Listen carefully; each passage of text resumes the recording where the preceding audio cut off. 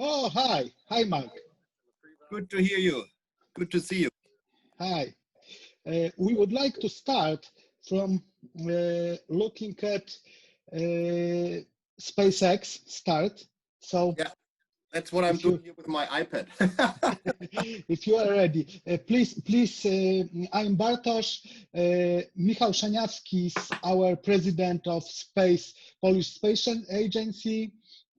Paweł, who is now without video, is my deputy, and Wojciech is your moderator, and he's preparing. Oh, hi. Excellent. Hi, Wojciech. Good to see you all, and thanks for the invitation. Okay, so I'm starting to share screen from NASA. Excellent. So I can switch off my laptop or my iPhone. Here we go. Okay. Space Shuttle mission. Introducing NASA astronaut Doug Hurley.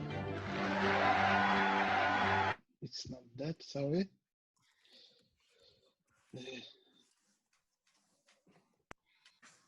It's just overwhelming in some respects.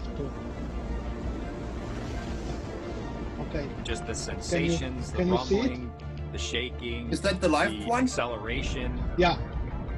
When the engine shut off. Yeah, and you go from, in the case of the before shuttle, starting, 3Gs they to 0Gs instantaneously. Make a things presentation. start floating, and I remember distinctly just thinking, what just happened? Okay, so to see a rocket launch in person. Talk. Do you think will it launch or not? I think it looks good on my screen. It's I see it was amazing. Here it's the. And then when I saw shuttle launch, I have another stream, you know. And there it's 4 minutes and 30 seconds and counting. That is quite the emotional experience. Okay. Michał, how do you think? My name is Doug Hurley, and I'm the spacecraft commander for the Demo 2 mission to the International Space Station.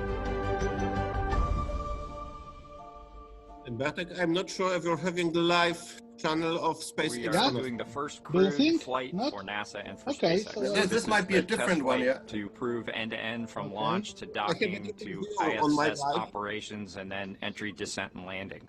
Maybe it's the right channel, but it's not live. The first time the Dragon got a crew on board, and so because I have one where I see the crew actually sitting there. Yes, I see the crew. Okay. Yeah, that's the way. You have probably to click this one, yeah. Okay. Eric M says that my that's what I'm seeing, yeah. is a minute earlier than his local news channel. And you know, it's really, I guess, you would have almost missed the launch. Right? So, in reality, as I sit right now, we're 2 minutes away from launch. But you're seeing it at about 4 minutes and change. So, you know, we'll all just watch it together. It'll be live for somebody.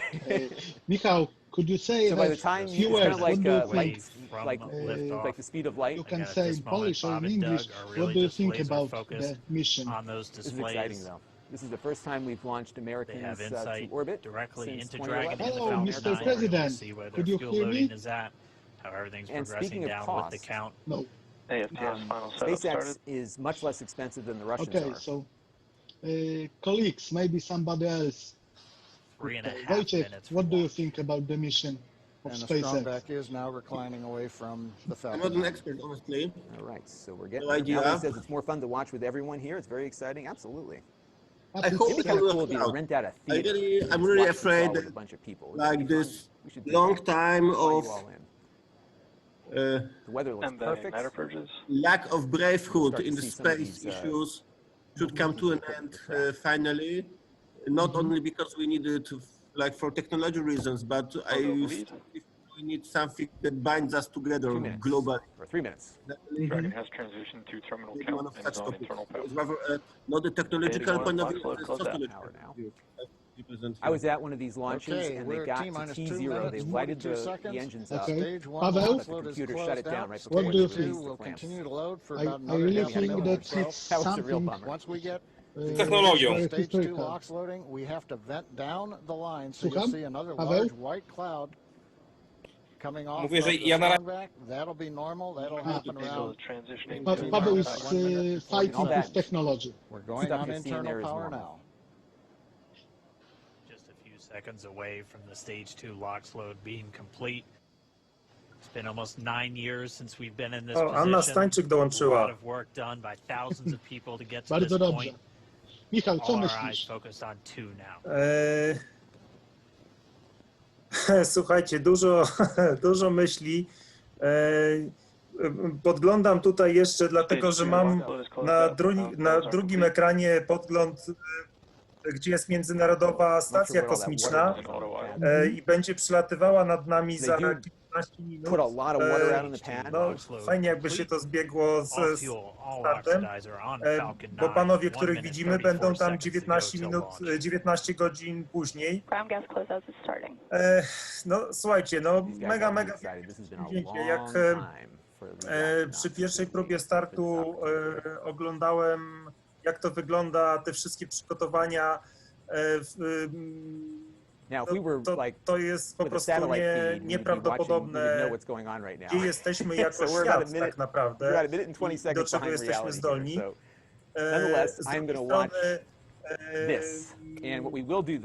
To też nam pokazuje, jak my powinniśmy się jeszcze postarać tutaj w Polsce, żeby takie wyzwania były z naszym udziałem. No a teraz pozostaje nam delektować się ostatnią minutą emocji, trzymać kciuki za misję. Także go Falcon, go Dragon.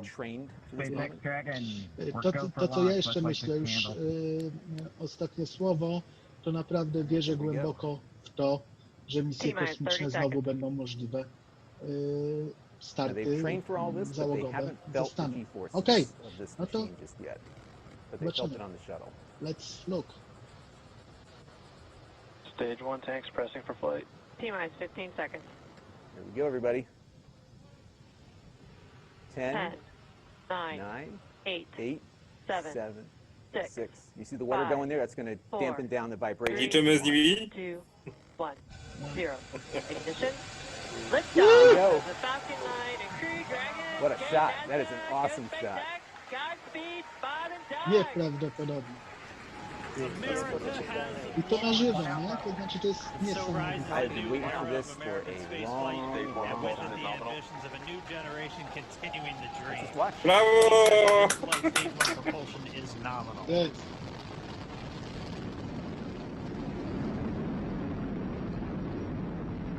Plus 30 seconds into this historic mission. Oh yeah, it's faster than my car. Falcon 9, and look at them go. Falcon power telemetry nominal. You don't have a Tesla or one. M1D throttle down. Yeah, no, unfortunately, Tesla is not the same. No. Unfortunately, I have Toyota Prius. Where the atmosphere has It's the not so greatest fast. effect on the spacecraft. So you want to throttle the engines down so that you don't overdo it, and then you can. Wow. The astronauts use the same suits that Starman was wearing 2 years ago. M1D throttle up. Yeah, the suits look The great, really. Yeah, suit is the same. Copy 1 Bravo. Wow. And we heard that 1 Bravo call out. That's just the second. Do you know who is the designer of the suits? Yes, I've read about it, but I don't remember the name. But I think the designer was from games developers. Heard the call out for MVAC engine chill. That's getting the MVAC No, engine from ready to light. That'll come at about it was 2:44 man right now, everything continuing to look good. Next major who designed the suits is going to be the in triple. the movie Batman and Spider-Man. And then ignition of the second stage engine to continue to carry astronauts into orbit. Coming up in about 20 seconds. M1D throttle down.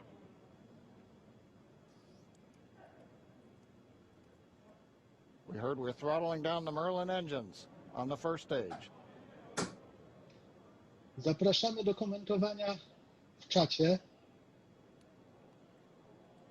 And we have Miko. Miko. 2 Alpha. Falcon stage separation confirmed. Whoa. Copy 2 Alpha. MVAC ignition.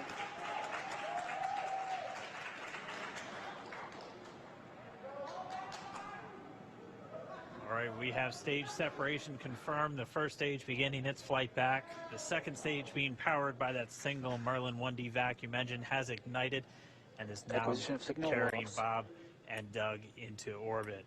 So they're going to continue under the power of this second stage. Stage 2 propulsion is nominal, which will cut off at SECO, or second engine cut off, at about 8 minutes and 44 seconds into today's flight. So a little over 5 minutes to go still on this second stage. You heard the call out to Alpha, so they're now in the longest abort zone that carries them all the way from about North Carolina up the eastern seaboard almost to Canada. Things looking good though, getting good call outs, nominal propulsion on that second stage. Bob and Doug Zaczynajmy, chyba będzie wszystko w porządku. Okay. So maybe a few words of summing up. Michał, możesz coś powiedzieć podsumowując i przechodzimy do prezentacji profesora Marca Grubera, który opowie o innowacjach w Szwajcarii. All right, here in nominal trajectories, the Dragon pointed in the right direction, continuing to make their flight uphill. What we saw, Bermuda, that's one of the other ground stations that they're using to get telemetry and data back from this spacecraft. I'm really impressed what I saw, so I don't know what to add. Huge undertaking, very impressive. I think it will change. Well, no, it will not change. It just happened. So. Well, Bartosz, I really, I'm really thank you. Thank you very much for joining us, and thank you for being with us. I absolutely know that we took already almost 200 miles a place in something historical, and that from this day everything will be a little different in the future. Okay, so now I would like to introduce Wojciech Przybylski from Krakow Park of Technology. He is CEO and our great moderator of one of our best European expert of innovation, Professor Marc Gruber. Thank you, Professor, that you are with us. And I hope that everybody, every of us will remember this day, not only because of Crew Dragon, but because of your presentation. Thank you, Wojciech. The floor is yours. The entry burn will be the landing burn. Good evening, Mark. Good evening, everybody. Thank you very much for having me here. Warm welcome from one of the Krakow Technology Park conference rooms named Solaris. Because of today's event, I've chosen this one. The guy behind me is Stanisław Lem, so the mostly known Polish author writing science fiction, and you surely know also the book and the film Solaris. Happy it went good now. I hope the webinar will also have a good flow. I would like to introduce to you Professor Marc Gruber, who is the Vice Rector of the Swiss Federal Institute of Technology in Lausanne. He's in charge of the whole field of innovation. And as you probably know, the Federal Polytechnic in Lausanne, as the part of the Swiss ETH, is one of the very few places in Europe, at least in the continental Europe, that really has a lot of successes in this classical model of science to business technology transfer. It's not very common in Europe, totally not common in Poland. So I would be really happy to chat on that today, but it will not be the case. Before his career at ETH, Professor Gruber has studied this field at many other academic institutions, including mostly the University of Munich. I don't know if you come from Munich, Professor Gruber, but maybe you can tell it us also in the later part. Professor Gruber is also an editor of one of the most important journals on management globally. I'm sure there's a lot of topics we would like to discuss with you, and we'd like to know a lot about how do you do it in Lausanne. But in fact, the challenge and the questions for today are a bit different. I believe we all, as we sit here on this wonderful Saturday evening, already know that like the economic consequences of the pandemic will be quite serious. and these economic consequences put a lot of challenges for the whole R&D and innovation sphere, because there is a natural tension these consequences generate. Yeah, because on one hand, most of the companies, not only startups, but all tech companies, especially large enterprises, will cut their expenses on R&D because it's a high-risk investment in normal times, and it's even more a high-risk investment when the crisis is coming, on one hand. But on the other hand, when you look under this cover of media narration and all this fear that is coming from around, and you look at specific branches and specific companies, of course, for many of them, and I'm sure you know such companies, it's the best time to invest in innovation and R&D. Yeah? And many companies are happy with what's happening right now. And for many, it creates more chances than challenges. This tension is serious. It's surely impossible to answer this question in a very brief sense. But please try to make the long story short as it's possible, and we have at least 20 minutes time for your presentation. Then before I give the mic to you, I would like to ask everybody to ask questions and not to mix things. So use the chat module of Zoom to chat, and use the Q&A module to ask questions, and we will try to answer them, and Professor will try to answer them at the end as far as it will be possible. Thank you very much. That was my short introduction. Professor Gruber, the floor and the Zoom is yours. Thank you. Thank you very much for the kind introduction, and of course the invitation to this series of fantastic speeches. I've heard a couple of them, and I was really impressed what you could assemble there as a lineup of speakers. So congratulations also to you for making this happen. Of course, it's my pleasure to be here with you tonight after this historic moment that we just witnessed of the Falcon launch. I'm, you know, as you have introduced me, I'm Vice President for Innovation. I'm a researcher on innovation and entrepreneurship. And what I'm going to talk about tonight is, you know, linked to innovation, of course, and it's about the identification of business opportunities. And currently, and you mentioned the crisis that we are just facing and the aftermath that we will be facing. There are lots of disruptions that are occurring. You know, the economy is shifting, businesses go bankrupt, other businesses are being born. So there's a lot of shift in the economic landscape. And what we gonna as companies reorient themselves towards new fields of activity in their struggle to survive. Others will use the pandemic to conquer new domains. And I want to couch and frame what I'm going to talk about tonight against this background, but also against the background of all these technological changes that we are seeing. We have seen this very nicely with the Falcon launch, what private companies are nowadays able to do with latest technology, and I want to frame my talk about this as well. So let me start my sharing my screen with you and show you. I've prepared a couple of slides to actually introduce you to the content. You can see my slides, all right? Okay, excellent. So what I'm gonna talk about is called a topic called Where to Play, how to identify valuable new growth opportunities for startups and established businesses. And I mentioned briefly that, you know, what we are seeing nowadays is technological revolutions on many fronts. And when you look at the history of innovation, you have never seen these disruptions happening at the same time in such a massive manner. And if you look just at these examples here, from sensors that you use in autonomous driving, 3D printing, industrial robots that get smarter, the drones, solar energy, biotech, Internet of Things, blockchain, and so on, you have multiple technological disruptions happening at the same time.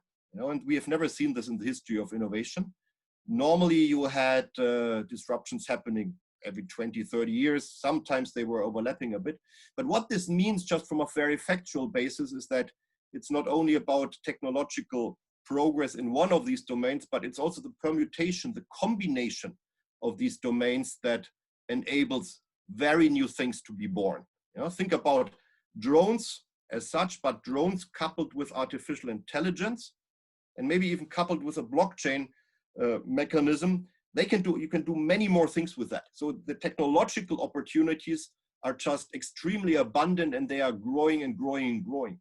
What this means is what I've written here in the headline, that basically everything can be reinvented, you know, with new technology. Think about the basic chair, the chairs you're sitting on. If you put sensors into these chairs, that is no longer expensive. You have many more applications than you can possibly imagine right now, what you can do with this chair. When you think about these examples here, just look at the human DNA profile of a human being in the last line. That used to be 10 million US dollars. It's now 100 US dollars, yeah?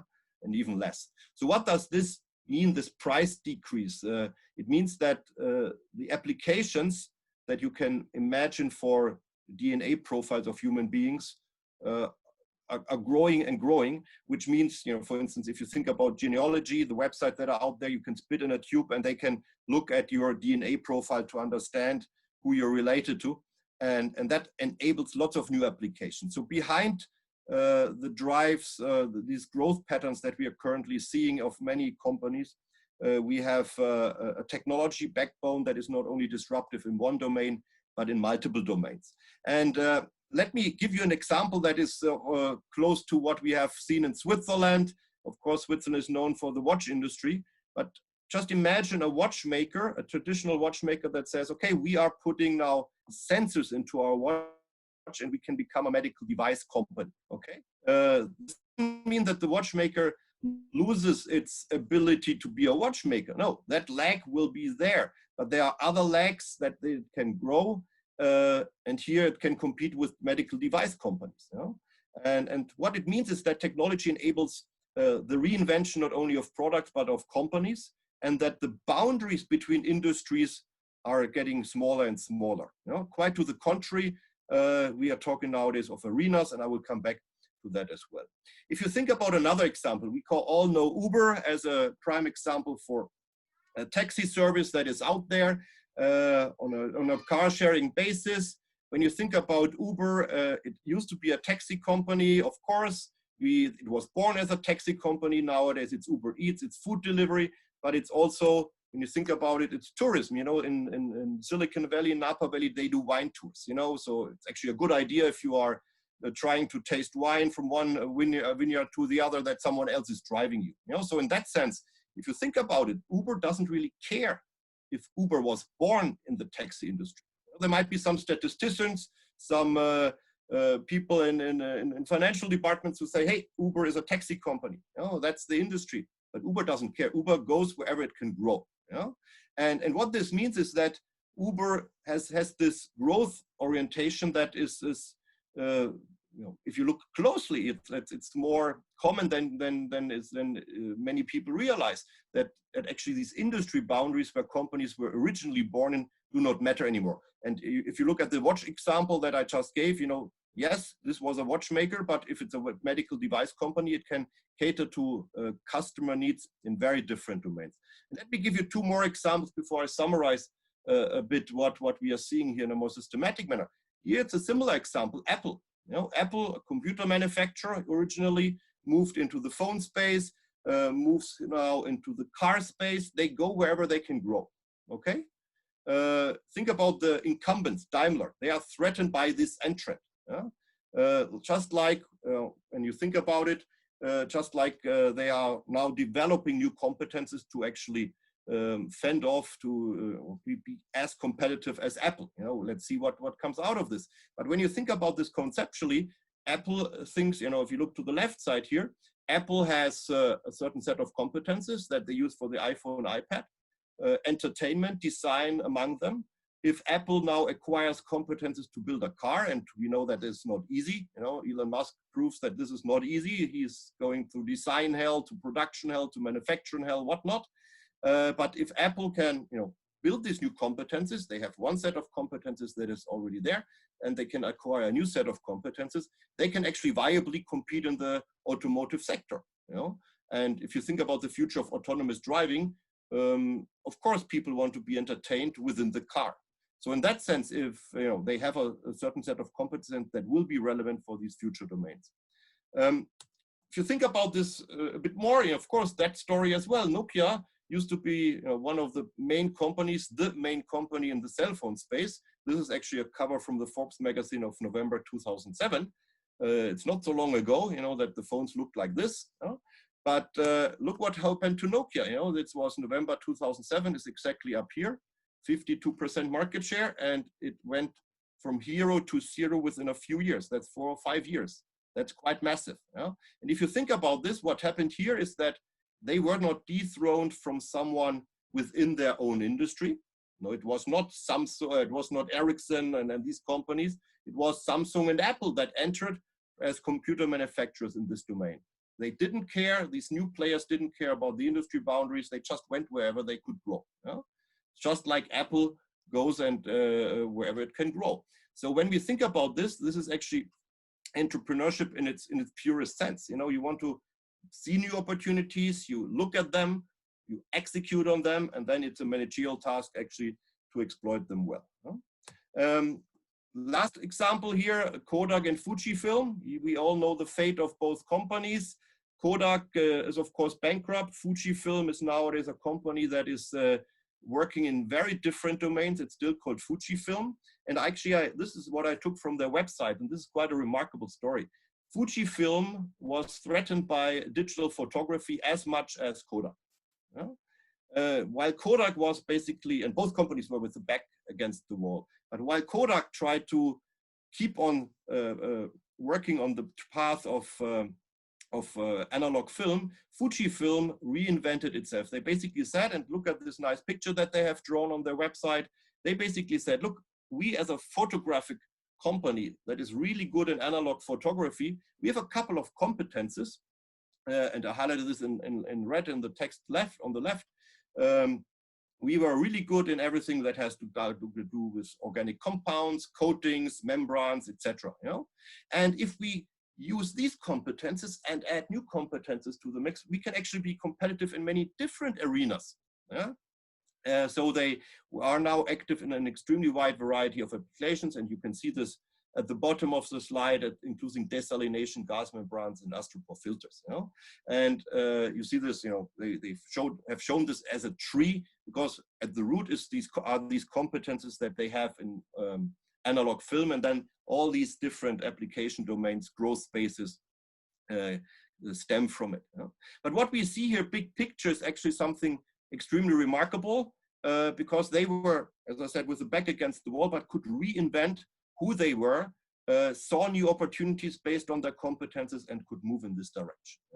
And what we are seeing nowadays with, and you mentioned this in the introductory words, with the COVID crisis, is that for a lot of companies, the existing domains, the existing markets break away. Think about retail, think about many domains. What these companies can do is that they look at their competences and try to reinvent what they do by adding new types of competences to the mix, and trying to find new growth space. So this is also an entrepreneurial process. The entrepreneurial process is not only one where you are sitting and doing proactive discovery when times are good, but oftentimes when times are bad, like we see for many companies nowadays, and what we see here in particular with Fujifilm, these are times when companies can and have to reinvent themselves. So when you look at this more systematically, you can say, what are the big patterns that we see here? And here I like to draw on a slide that our colleague Rita McGrath has developed. It's shown in the book, The End of Competitive Advantage, where she said something which I find quite interesting. She basically said, look, we have been living in this era of where firms competed in an industry, but we are moving more and more in an era where firms compete in an arena. And there's quite a lot of interesting differences between the industry logic and the arena logic. And let me describe that in a little bit, because this is quite important to understand.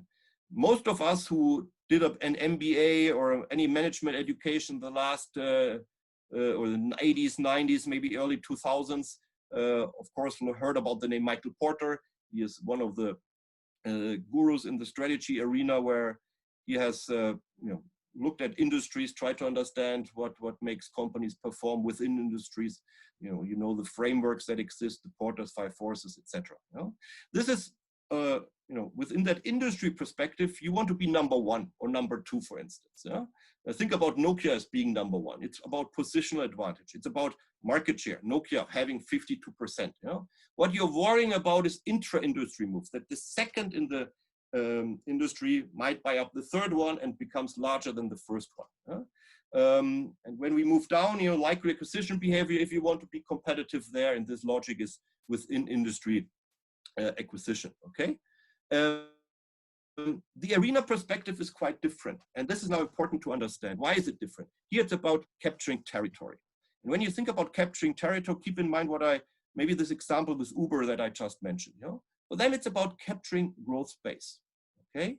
It's not about being number one or so in an industry. Yes, they want to be leaders in what they do, but they are oriented to finding next to that the new growth space. So the measure of success, instead of having a hard measure that is clear to measure a market share, here it's the share of the potential opportunity space. And that's quite interesting. I agree with everyone who says, oh, that's a fluffy concept. It is a fluffy concept. It's subjective. If you have 5 people in the room and you ask them, what could Uber do next? They come up maybe with 3 or 8 ideas. But this is not an excuse for saying, hey, that's a fluffy concept. That might be a subjective concept.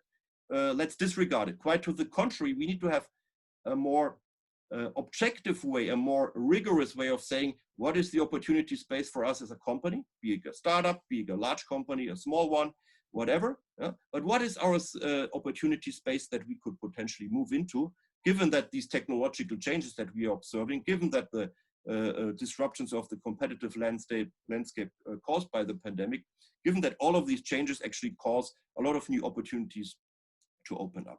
The biggest threat here, is inter-industry moves. Think about Nokia being threatened by others who encroach on the turf. If you look at the watchmaking example that I used, it's the same logic. The medical device manufacturers now see a completely new set of competitors arising from the watchmaking industry. Likewise, the watchmakers see a completely new set of competitors arising from the computer manufacturers who have the smart watches. Okay, the key drivers for this is the job to be done in the total customer experience. That's a term Clayton Christensen coined. It's about understanding customers and what they need, because the customer wants to see, when he looks at his watch, maybe he wants to measure his blood pressure. Maybe he wants to see his heart rate. Maybe he wants to measure diabetes, sugar levels, etc. The job to be done for him is this measurement. If this is done by a watch made by a watchmaker, or if this is done by a medical device, he doesn't really care as long as the job is done. And then he looks at the design and says, maybe the watchmaker has the better design, so let's move to the watchmaker. Okay. The likely acquisition behavior here is one of new capability acquisition, often across industry boundaries. We saw this with the Apple example too, where they are now building capabilities to manufacture cars, by hiring away maybe designers, engineers from the established car companies. This is a managerial decision by partnering up with established companies. This is also a managerial decision. But when you think about both of these columns, the differences are quite stark. Why? Because on the left side, you think of in a boundary. Yeah? On the right side, there is not a real boundary in an arena. Yeah? It's your growth space, and there's a lot of value in understanding what your growth space is. And as I mentioned, what we have on the left side in the industry perspective is a lot of tools that help you to understand how to maneuver in the industry. Where we are lacking tools and where tools are just emerging that help you to ask the right questions, that help you to find the good answers, is the arena perspective. And that's actually what my second part of the talk tonight will focus on. It's trying to understand, in particular, what is your opportunity space as a company. And this is quite an exciting concept. Why? Because you can, once you have a more systematic approach towards this, you can say, hey, I now more systematically see the growth space that is out there. I more systematically can address this growth space. And there's a lot of value when you have these capabilities in the company. Yeah? The question and the core element here is to build capabilities. And what I want to introduce you to is a framework that I've built with the colleague Sharon Tal, where we actually want to fight the idea that this is only a lucky instance when you identify a new growth space. You know, many people would say, hey, you go into the shower, I had a good glass of wine, I saw this great opportunity. This is something that is not managerially practical. You know, try sending all your staff in the shower, try giving everyone some wine to be creative. You know, this is for a manager not something useful. You know, there can be lucky insights, but on the other hand, you know, if we can have a systematic process, the question is, what should the systematic process looking like? And what we have developed with a couple of colleagues since about 20 years in our huge research programs is fundamental insights on how you can be more systematic in this fundamental process of finding your arena, you know, finding your growth space. You see a couple of lovely people up here, Ian McMillan, Jimmy Thompson, Sharon Tal, who all work with me on this important frontier of research that we then translated also in a practical tool. And that's the tool I'm gonna introduce to you with an interesting example. We call this tool the Market Opportunity Navigator.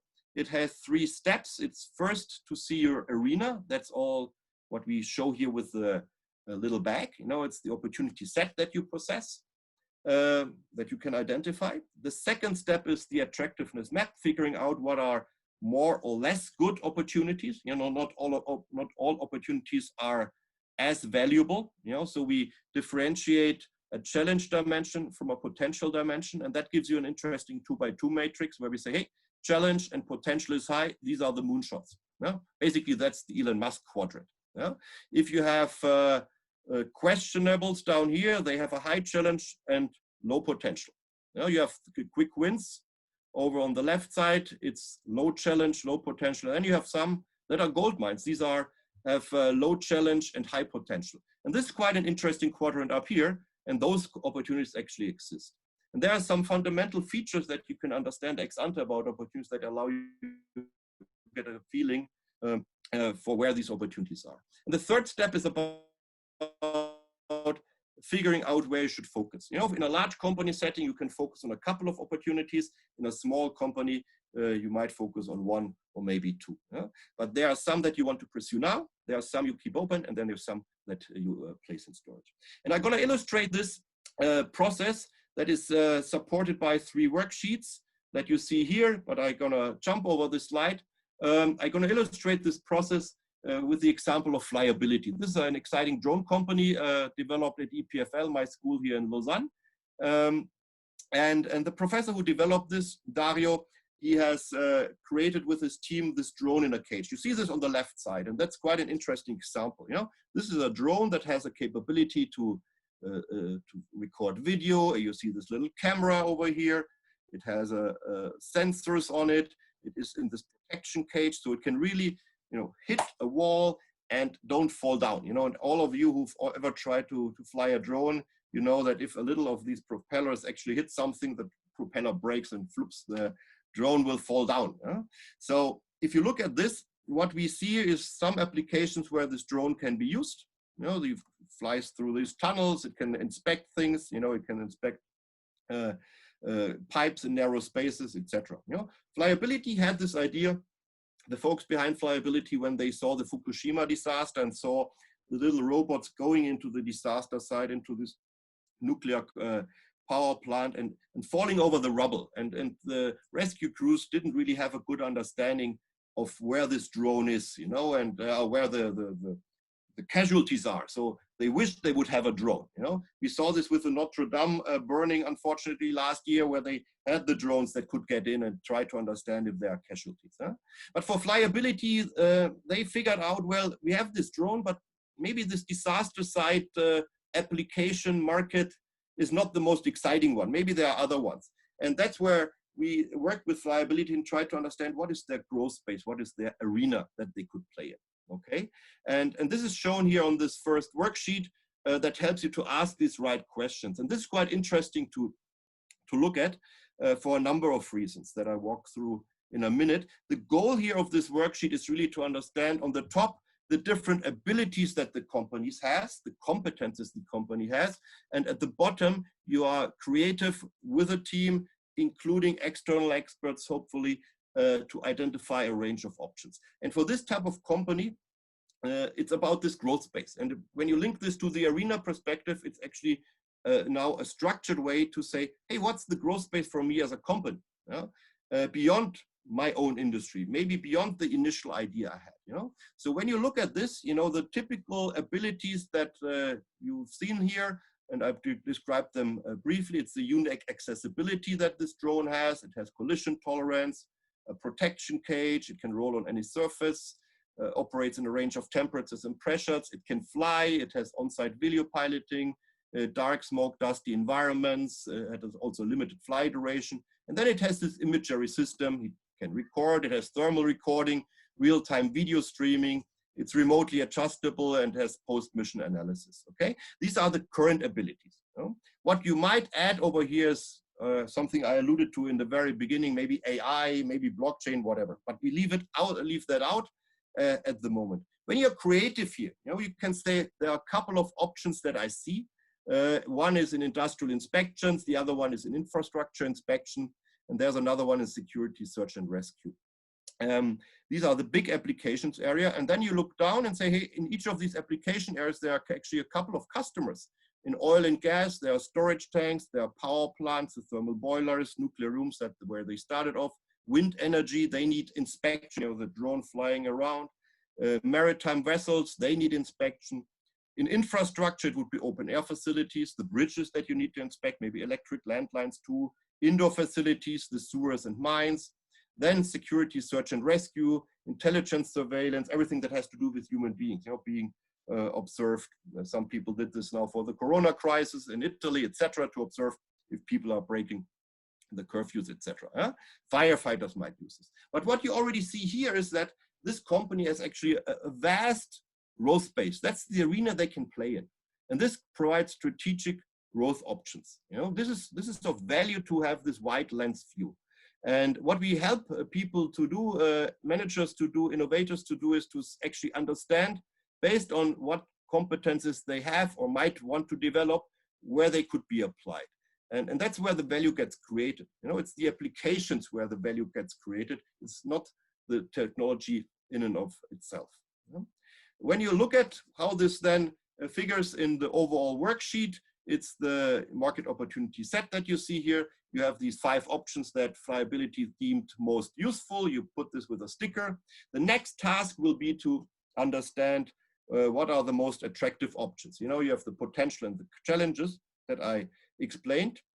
And there we have another worksheet, and I don't go through that in detail, but I just want to give you a glimpse of it. It has the potential side that I mentioned. It has the challenge side that I mentioned. And here you rate basically your opportunities according to different dimensions. Sharon and myself have done a lot of work in order to construct this worksheet. It is based on more than 50 years of research in venture capital. The venture capitalists are actually the experts who try to understand the different value inherent in different opportunities. And there's lots of research trying to understand how venture capitalists decide, and we basically condensed these insights into this worksheet. What we typically have seen when we applied is that innovators really treasure the bigger scope, the larger view that they get. This is normally when you would ask them, is this an attractive opportunity? They would say, hey, yes, the market volume is big, or there's, people have a strong need to get it, but they would miss maybe elements like economic viability, the external risk, the time to revenue, any implementation obstacles. So this sheet actually forces you to be thorough and comprehensive in your analysis. Of course, you don't know many of these things ex ante. You can do some research in order to figure out how good your opportunities are. You would rate this, and then you come to a score for the overall potential, the overall challenge. You do this for all the opportunities, and that gives you then worksheet 2, the result for worksheet 2, which you then put in the Navigator and say, hey, this is actually now giving me a structured view of the portfolio. You see the gold mines up here. We have a power plant, the thermal boilers. It's a gold mine opportunity. You have some moonshots that take much longer time to develop. And then you have some questionable or borderline questionable opportunities. What you see here is actually that flyability as a company has actually quite an interesting opportunity set in front of them. And this is growth space. This is value creation potential that they could potentially exploit. Of course, as a startup, you cannot do everything. You are a couple of people only, so you need to focus, and that's why we created the third step, this agile focus dartboard. What you're already sensing here is that this company, once it has this broader view, also makes some decisions in company creation in a different manner than other companies might do. And one example is, for instance, picking a brand name. You know, the company is called Flyability.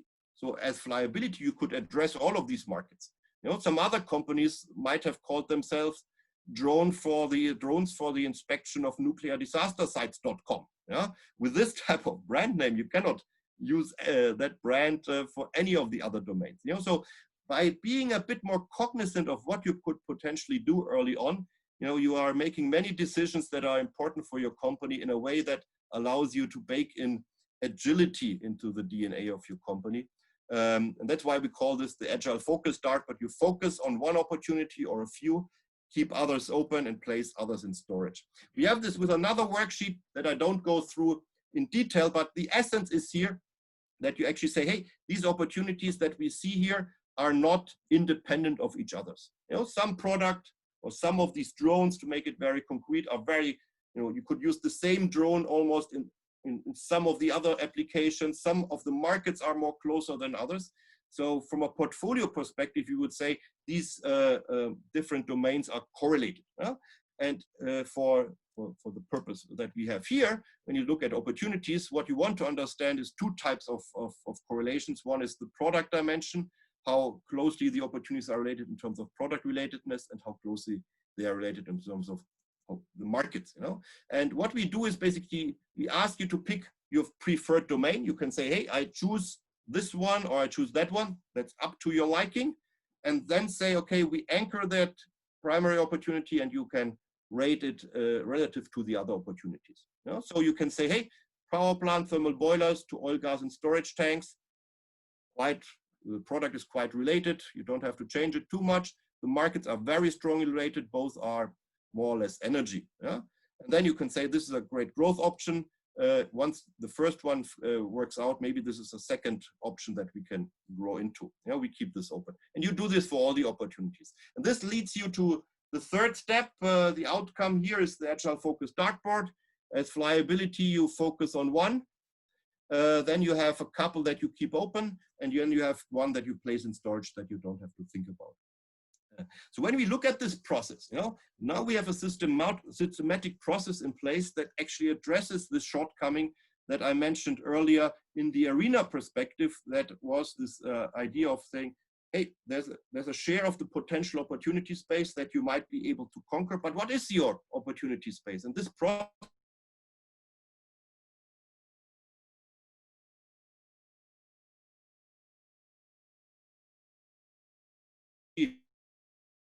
gives you in a structured manner growth options for your company. So it actually guides you systematically through this process and helps you to ask the right questions.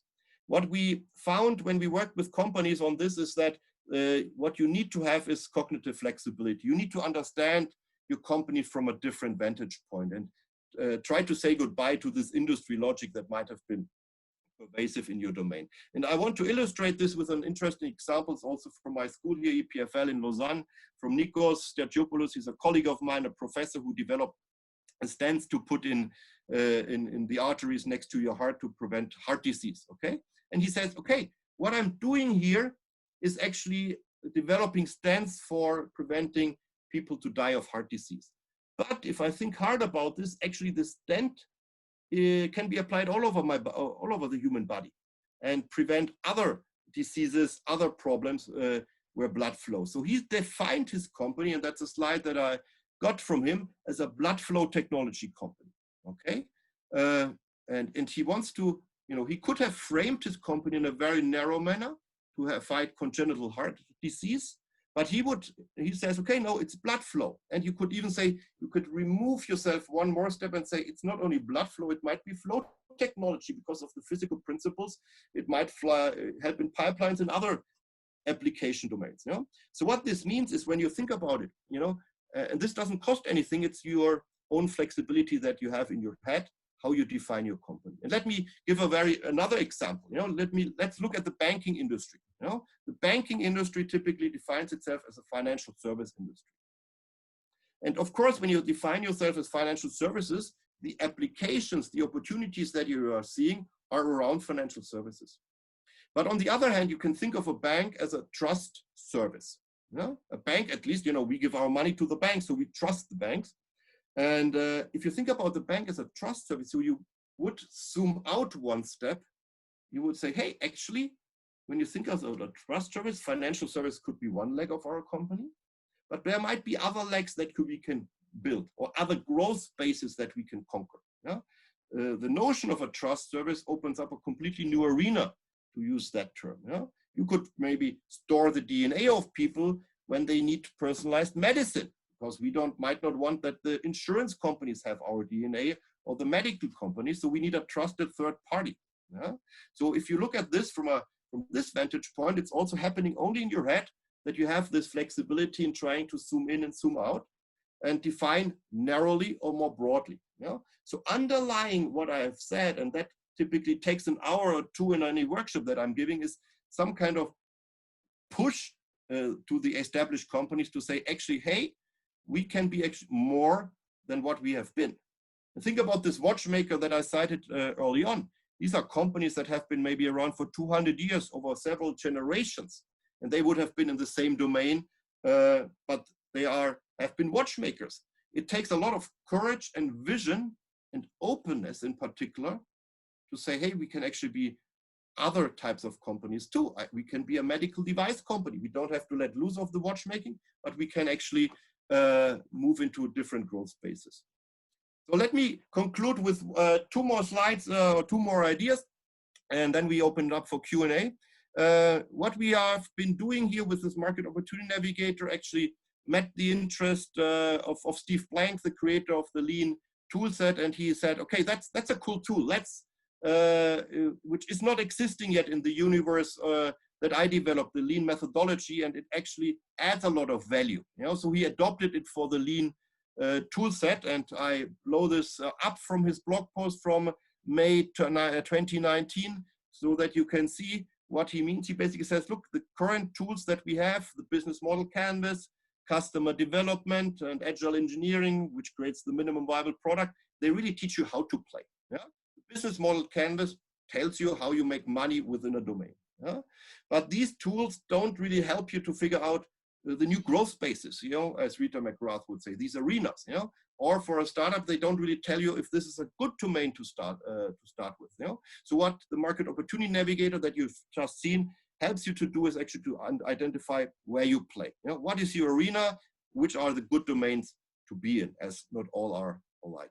And if you want to see this as a more encompassing innovation program, what you then have is really a toolbox in your hands that helps you to address these critical questions in the arena perspective. It helps you to figure out up here, which are the growth spaces that are attractive to you.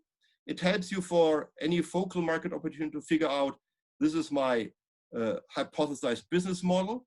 You do the hypothesis testing, you ask smart questions, you move assumptions that you have, hopefully through testing, into facts. You would do customer development processes, you develop your minimum viable product, present it to customers, learn about it, and then you have a feedback loop and iteratively try to improve what you're trying to do. So this is how this set works together, this latest edition of the Market Opportunity Navigator. I want to finish here. I want to point out what we have available to you. So if you want to go deeper in one or the other aspect, of course, there's a book which is called Where to Play. It's not yet available in Polish. If any one of you wants to translate it, be my guest. It's available in 7 or 8 other languages. There's a free online course on edX, Find the Right Market for Your Innovation. This case that I mentioned with the video is available on our YouTube channel. We have a website, wheretoplay.co, not com, but co, where you can find all the materials for free, the downloads of the worksheets for free, and lots of other supporting material for free. If you have any questions, want to reach out, want to do a project, send me a line, and you can also follow me on Twitter. And that is what I wanted to tell you. That is the tour d'horizon that I think fits nicely with the overall theme of the evening that started off with a rocket launch. And here's another idea that I've launched into your heads. So I'm looking forward to your questions. Thank you very much. Thank you very much, Marc. Thank you so much for keeping it both inspiring at the high level in the first part and very practical in the second part. I believe everybody who's working with like design thinking tools or lean methodology or business model canvas and stuff like that will appreciate it. And it's fine that you have shown how your canvas like fulfill the whole system and make it complete. I really liked it, and I will surely take a closer look at the canvas itself later on. But right now we already have a couple of questions in the Q&A section. I will try to go to the first one. It's an academic one. Marcin Dąbrowski asks, from a rector's perspective, what new possibilities does the current crisis create for the academic centers? That's a very interesting question. Actually, we have, as my role is a vice president for innovation, so I have to deal with lots of startups, all the technology transfer that, moving the stuff from the lab into the markets. We help that with a startup unit, etc. So we are directly concerned because the startups, we have 170 startups, for instance, on our campus. They were directly affected by the crisis. Their business stopped from one day to the other.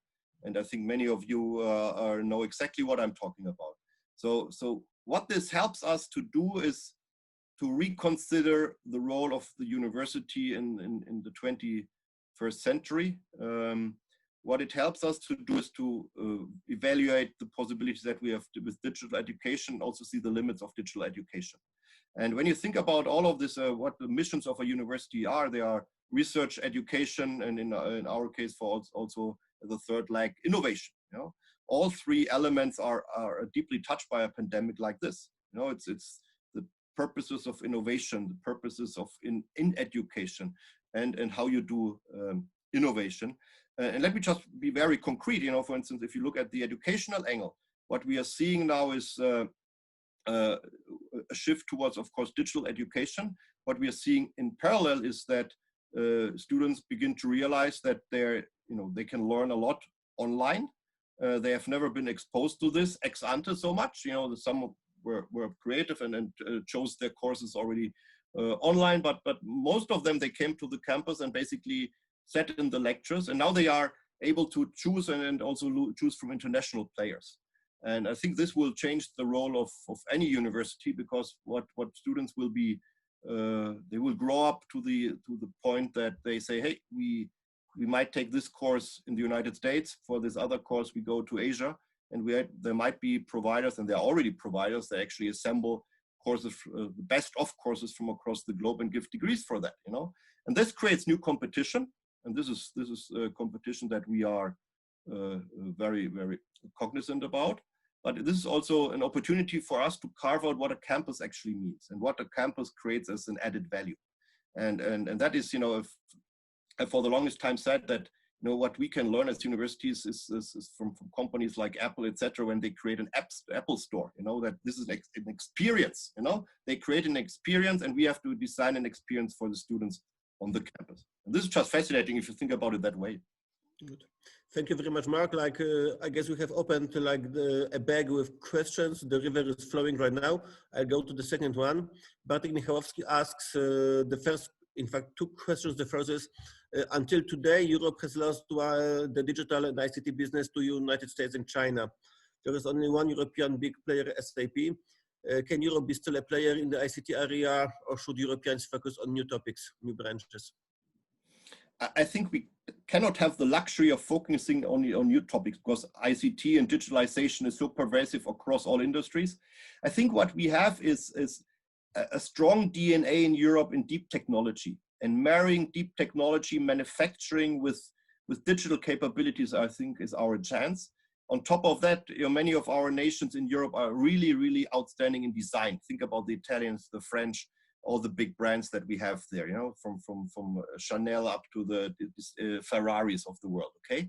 And I think these types of competences coupled with digital capabilities can really represent our strengths. And I think we, maybe, of course, it would be great to have a Facebook or a Google in Europe, and we need to strive for that as well. And I'm not hopeless that we cannot achieve this, but looking at the statistics, Marc has pointed out nicely that SAP is the only success story that we can actually see. I think when I look at the students and the younger populations, they wake up to entrepreneurship in a very different manner that they used to do 20 years ago.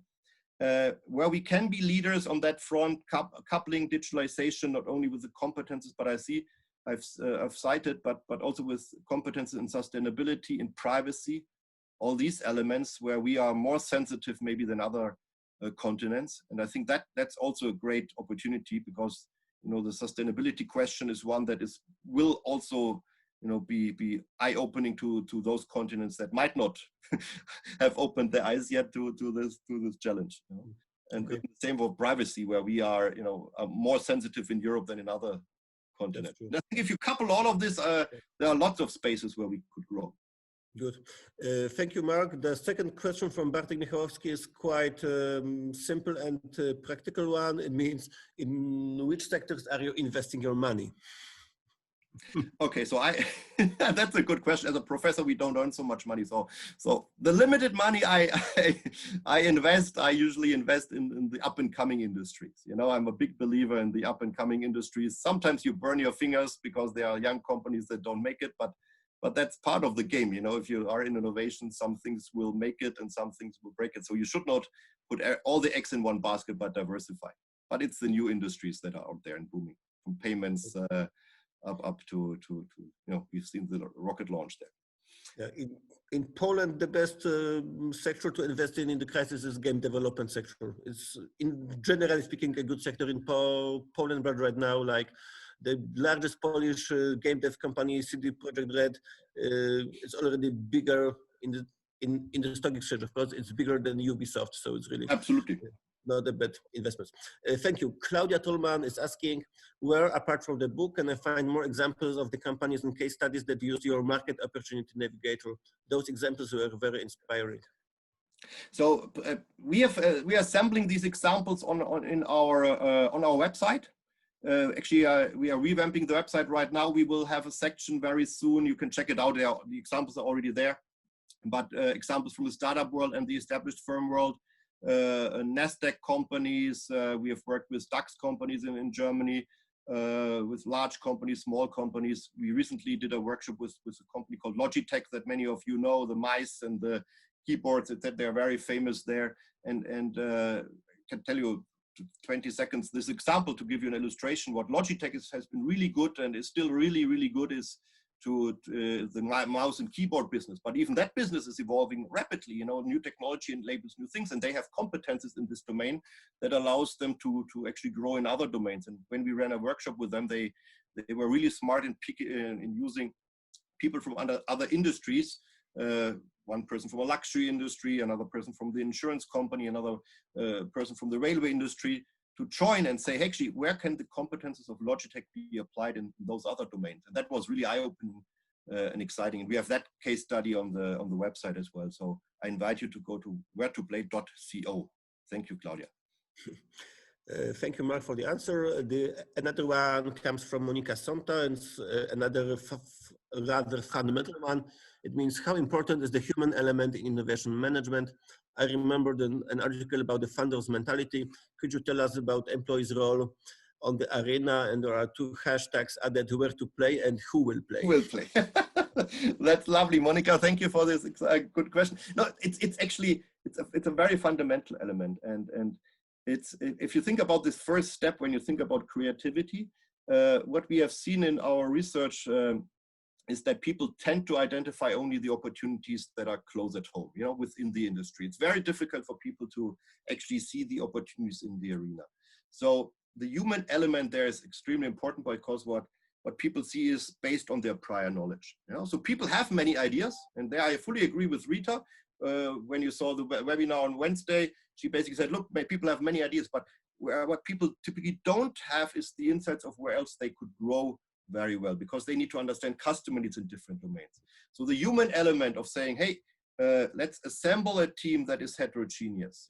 Not only the C-suite in a company or in a business unit. Let's do this across business units. Let's do what Logitech has done, add people from other industries to the mix.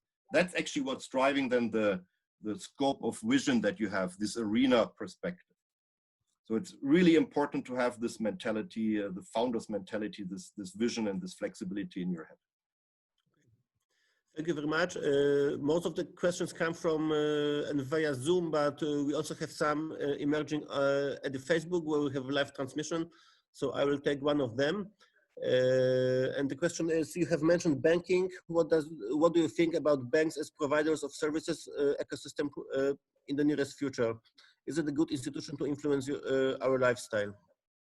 So the banks are interesting players because they have lots of they have deep insights typically into the customers. They see the payment streams, etc. You know, they see your bank accounts. They can, you know, they have a lot of information, you know, about people.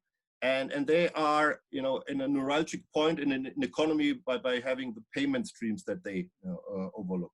So in that sense, the bank have actually a nice position to start from.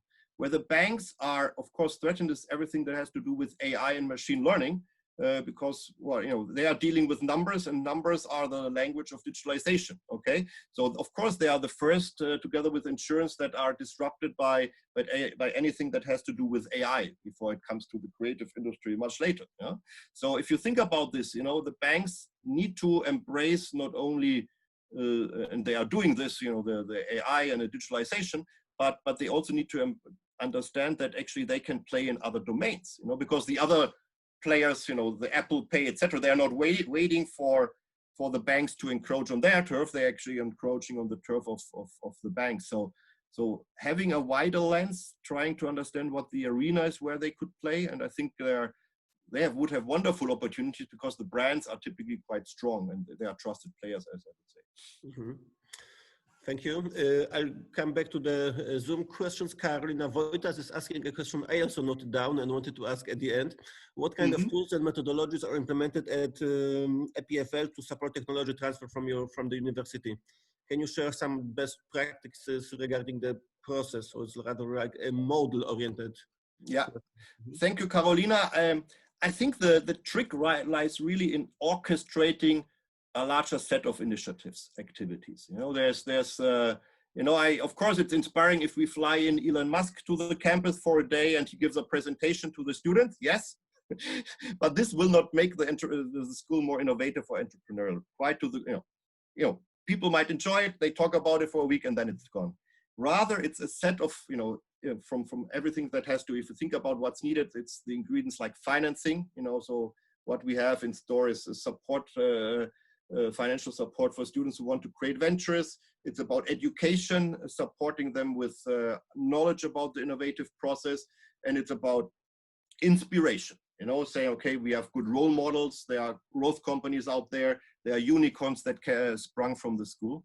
And I think this is, these ingredients together with possibilities for chance encounters on the campus, that people meet and can exchange ideas, that I think would be vital ingredients. On top of that, what I'm trying to do systematically is to form teams around, we are a technology school, around technology students, so that you have a management student from a neighboring school that could help our technology students. And I think that rounded team effort is also an ingredient that I'm emphasizing in the activities. Okay. Thank you so much. Another one comes from Janusz Górski. New digital learning is booming. What about experimental and laboratory part of education? Well, there's ways to do, if you mean experiments like in a lab setting, you know, there are ways to do this remotely by now as well. There are some interesting examples where our students actually do experiments online in the lab where robots actually mix the stuff. Anyway, but I think it's what we have is digital education. What I want to emphasize, and I'm a big believer in finding a good balance between digital education, online education, and offline skills, because human beings are still human beings. And, you know, as much as I love Zoom conversations or interactions, there's a different element, there's a different layer towards personal experience and teamwork. And I think that's where the school the campus life will still matter. And it's also the relationships that you form, the leadership capabilities. I think this is something vital that you learn in the face-to-face with other people on campus. So there are also limits to the digital education. Yeah. From my point of view, the answer was a very classical and honest one, and it's not like the challenge is not what to do, because more or less we know it, but how to do it. And I think like the key to the success is just in the level of quality of your performance in all these aspects you were talking about. Thank you for that. Another one comes from Frederick Shitnik. Professor, what is the advantage of launching startups from a university accelerator or program like the EPFL Innovation Park versus launching a startup within the aid of a classical accelerator? So when you think about, so just to give some of the people here background, we have about 170 startups on campus, 26 large enterprises, SMEs, small and medium-sized enterprises that work with us in 350 labs. You know, so that's basically the mix of things, assets that I have to work with if I want to use this more factual language, and 11,000 students. So this provides with a very rich set of possibilities just from an asset-based perspective, you know, because you have really good professors that you can couple with really good startups and really good large enterprises. And they are all in walking distance. You know, it takes 10 minutes from one side to the campus to the other. And I think this is, compared to an accelerator, you know, where we have also an accelerator on campus, but this is an accelerator that is basically like with a Raptor engine of a Falcon rocket, you know, because you have all the fuel that you are having here is a strong fuel. You have the brightest minds as professors with the bright PhD students and postdocs, and you have other startups that you can learn from, and you have the large companies that you can learn from. And you can test maybe some products with students, you know, high-tech products. And so I think it might be an accelerator on steroids, if you want to phrase it in a very concise manner. Mm-hmm. Okay, thank you. Another one is asked by an anonymous attendee, maybe because it's in fact a political one. Yeah. But I'll ask it anyway. How about China's supremacy, now propelled by Corona affirm they're on a huge acquisition spree at the full speed? Will it matter what do we innovate in Europe? Will we turn into Chinese will we turn into Chinese colony in the next 20 or 30 years? Professor, what do you think about Chinese in Switzerland we tend to be extremely diplomatic. But let me give you an answer here as much as I can. I don't have a crystal ball, but I think there are, you know, of course the power of the Chinese continent, the power of technology there is amazing. You know, if you look at what the companies there can achieve and develop, that's you know, the phones you get from China, etc. It's pretty amazing. What I still want to stress is what I mentioned before, that we have in Europe in particular some core abilities, some core skills that are deeply rooted also in our culture. And I think this is something where we have to be also proud and cognizant of when we want to use our innovative skills, that we say, hey, we don't want to compete on all fronts, but we compete on our strengths in Europe. And I think these strengths are not easily copyable, because one of the most difficult things that is to copy is culture, you know. And I think deep within our culture is an engineering tradition. It's this design tradition in some countries. It's the tradition of enlightenment, of humanity. There's a lot of in our joint culture in Europe, and I'm a big fan of Europe as such. You know, Europe is being bashed all the time, you know, but I'm a big believer in our joint European culture and beliefs. And I think if we have a chance. We should not rest on any laurels. But if we are innovative and entrepreneurial, I think we have a chance to build companies that are pretty unique in the world. Those are optimistic questions and a political one, I would say, very like balanced and so on.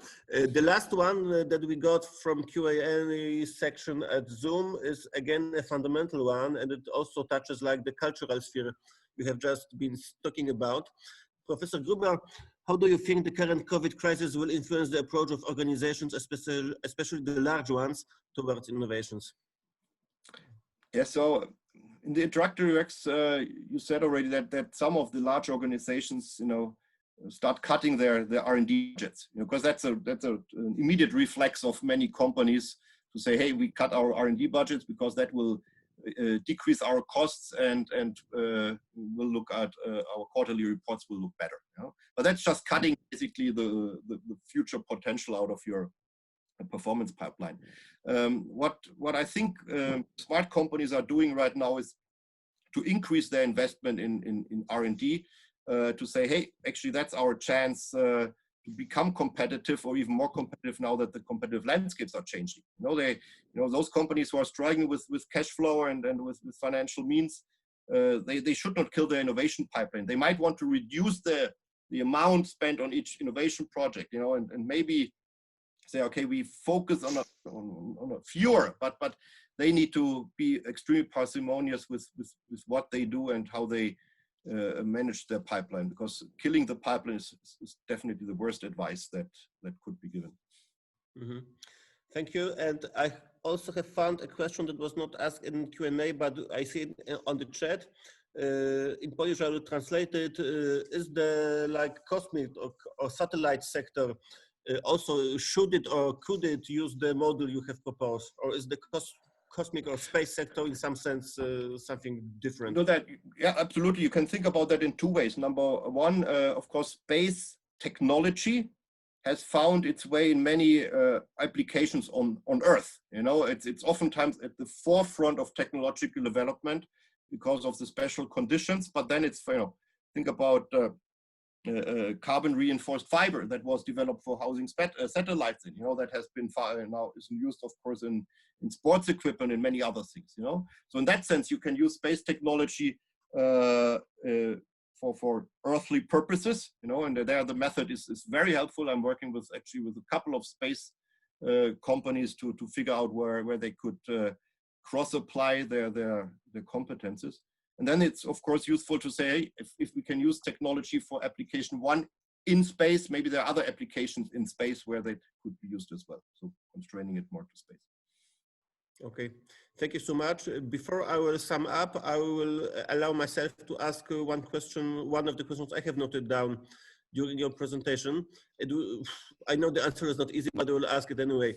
The question is how to distinguish long-term market opportunities that were generated by the crisis from short shots that were created by the epidemic. Yeah, and it's a general question if the epidemic will influence your general technology foresight for the coming years. That's a really good question, and I would say that what the crisis is doing, and what I've seen with the companies that we work with throughout the crisis now, is that they are trying to understand what the crisis means for the core of the business, and then it would be a change for the next 10 years that they would have to reorient themselves. Those companies in particular that have several business units in different domains, they are shifting from one domain maybe to another and say, hey, we can hedge within our conglomerate what we are doing. Those companies who are focused on a single business line, they are quite under pressure oftentimes now, because they are, if not all markets are performing well. Logitech is performing extremely well because people need all these gadgets for their computers, but not all companies are in such a fortunate position.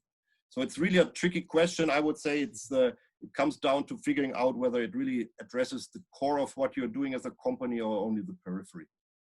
Sure. Okay. Thank you so much. I have made some notes during your presentation before, and I will try to sum it up in 4 bullet points, if you allow me. If I do it wrong, please tell it. But I have tried to know the. Yes, I'm also a professor, so you will fail the class if you're doing it wrong. Exactly, I can imagine.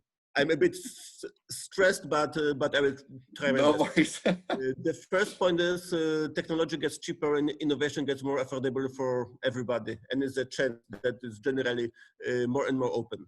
The second point is a lot of new opportunities emerged now during the crisis, and some of them will be long-term opportunities. The third bullet point is go for new products, go for new markets, so do both.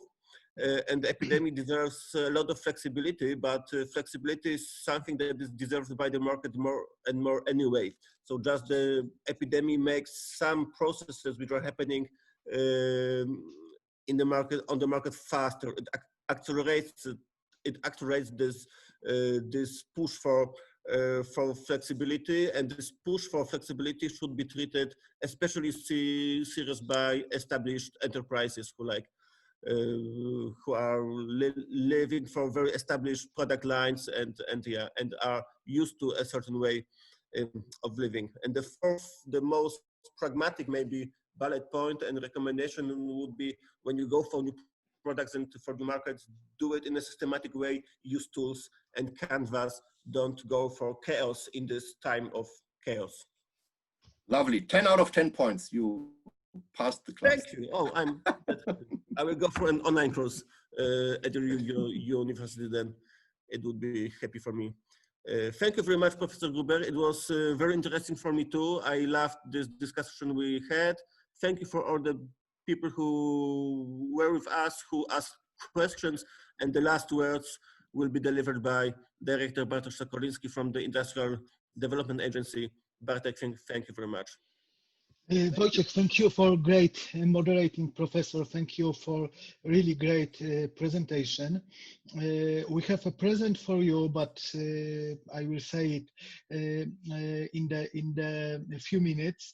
I would like to really thank you, everybody who was with us, because I know Saturday evening is not a great time to spend on Zoom when Poland is now open and we can go everywhere. You know, there's a great idea. Professor, it was really a great opportunity to learn something from you, and I will find somebody who will translate your book into Polish. I'm absolutely sure that I will. And what I can say, I would like to ask all people from attendees to buy your book and to go to your website, because I think that your methodology looks and hears very, very, very well. We have to, during all presentations, I know that we have a quite long way to learn from you and from other persons, but be sure we are learning very fast, and we are very open to learn. Thank you very much. Thank you to everybody. And Claudia, could you show us your graphic recording? Bartek, yes, I would love to do that, but I don't see the option to share my screen. If you are able to do it somehow in a fast way, then I would gladly. I don't know how to do it now. All right. So you know what? Maybe if I share it on Facebook, then you can share your screen and share it through Facebook. Maybe that's the way. Yeah, so give me like 30 seconds. I will try to do it as fast as I can. Okay. Okay. Lovely. So I'm no, the pressure is so high.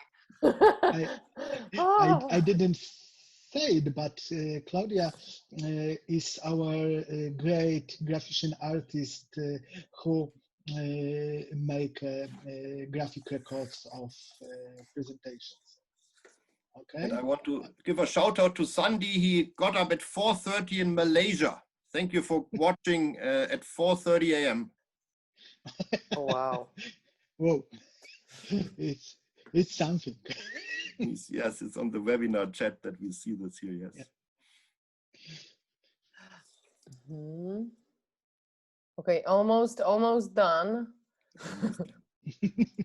You know how to create suspense, huh? I'm not even really trying. It's just happening. Oh, okay. Where are we? Okay, we are here. All right. Thank you, Anna. So I'm going on. I'm on the Facebook website of the meeting. So okay, here's the discussion. Okay. So I'm going there. Oh, okay. I got it. All right.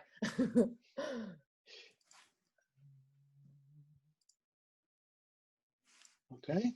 Is it there? Just breathe, everybody. Just relax. Okay. All right. So on the web, on our event on Facebook, on today's event, below the link to transmission that you that you put, Bartek, as sieć otwartych innowacji.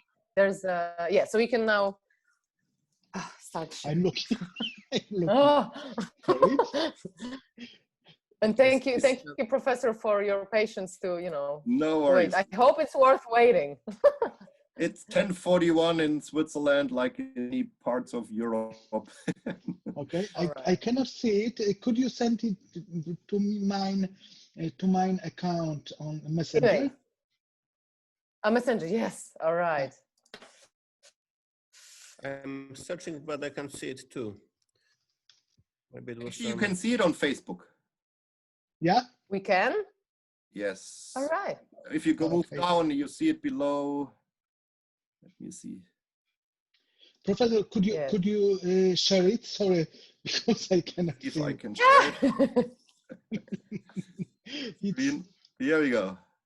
You see this? Pavel, my deputy, said that it's because of my bird. Oh, yes. I have to go. You can see it? Here we go. Claudia, that was your work, huh? Yes, yes. Lovely. So I started with a, well, you know where I started, right? Which was the first drawing that I made? Rocket launch. So that's the, yeah.